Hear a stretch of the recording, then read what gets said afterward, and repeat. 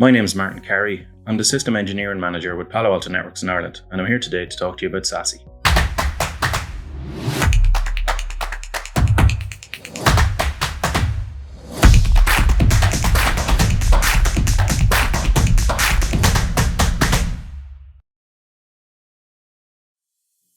So if we accept that there is a need from customers to improve the connectivity for remote workers, remote networks, to all their different application targets across SaaS, public cloud, and their data centers, then Palo Alto Networks provide a SASE solution to do that.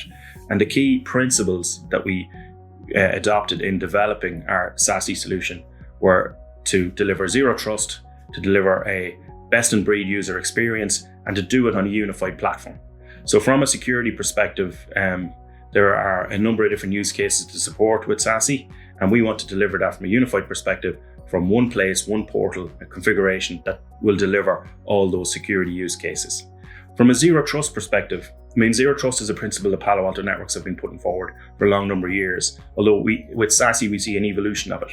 It was previously quite network centric. Now we see it moving, the way we term it is sort of zero trust 2.0. And the key to it is that what we want is not just what sessions do we allow in, what user do we allow to what app, but that there is continuous trust verification and verification of the security efficacy of that session on an ongoing basis as the user connects to the application. The other areas is that we are much more application aware. It is, can we identify in a granular way and secure and minimize, to the least privilege, the access to those applications if they're delivered as SaaS, as on public cloud or in the data center, so that we can identify that and make it easy and make it sort of more like business rules instead of network rules. And the last piece is that we secure the data. The key corporate data now lives in different silos on those different application targets, and we need to be aware of that. We need to be able to apply a policy to that and secure your data, make sensible decisions, and ensure we know where the data is and we know where it can't go. So I guess in summary, from a zero trust perspective, it means that we've moved to a more application and data aware zero trust model, and that we have that principle of continuous trust and verification. And then from a user experience perspective, we wanted to basically maximize the user experience and get full control of it and full visibility of it. So if you connect from a remote access perspective to our SASE platform and onward to an application, that we have full visibility of that session, and we can break it down and we can analyze it and we can tell you where you're having problems and even proactively prompt the user that things that they're doing are affecting their user session. Like they might have a weak Wi-Fi signal, like they might be running too many spreadsheets or too many applications, and their laptop CPU is running a little bit high. And this sort of brings us sometimes into conversations with more the IT and the service desk, is how you support that remote user. You take the scenario where maybe it's end of year or end of month and the CFO is having a VPN problem, that you can quickly get on and say, your Wi-Fi signal is low, you probably need to either plug in or move nearer if you're working from home, near the Wi-Fi, or that you're running too many spreadsheets, or that at any point in the network between that user and that application, that you can identify where the breakdown is really quickly, or even retrospectively. And that's what we deliver with that user experience model. The SASE platform that we deliver is cloud scale. So it means that you can easily scale up in a global sense. So if you have a global organization, we can have a local POP very close to any of your users. If that changes, if you have a conference and people move to a different location, we can scale up in that location to support those remote workers. As well as that, we support remote networks. So not only for the user connectivity, but for your remote networks now where their application patterns are not always towards the data center, or if they are towards the data center and onward out to the internet, it is inefficient and a little bit of waste of resource of that private networking and all the perimeter security. So we can allow you to connect that remote site for direct internet access to our SASE platform and on out to the best route to its application, similar to the user through that security services edge. The other piece, I guess I'd say, is that the security services edge that we apply is built on our heritage in providing firewalls.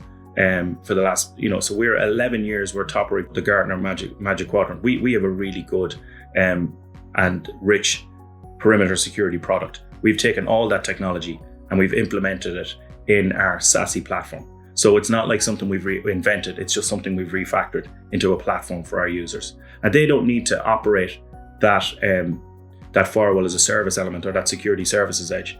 We look after the upgrades, the OS upgrades, we look after the patching, and they just consume all that good traditional security features and efficacy that we've been delivered for a long period of time.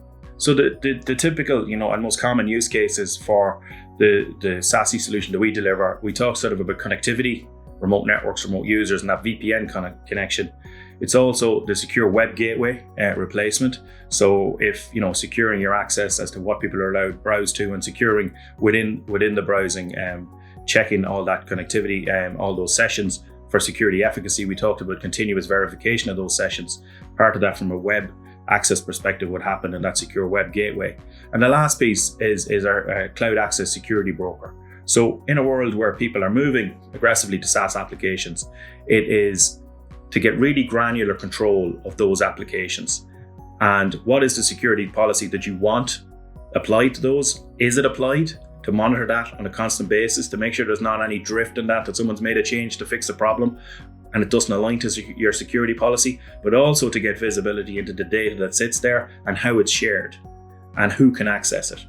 Because, if we take, G Suite or Office 365 or Salesforce, these are large platforms that a lot of your users are going to consume. They use them to collaborate. We need to align that to policy. We need a security tool that will monitor what data is there, how it's been shared. And that's where our cloud access security broker feature of our SASE platform comes into play. But again, for that unified perspective, we're delivering that VPN connectivity, the secure web gateway, the cloud access security broker, and the posture assessment of your SaaS applications all in one platform, making it easier and more efficient to operate. And when it's easier to operate, you get better security efficacy. You get less mistakes. Configuration mistakes are a huge part of where would that open your organization up to security threats. So having it in one place, have someone trained on one product, one platform, one portal, delivers the operational efficiency and much better security efficacy as well.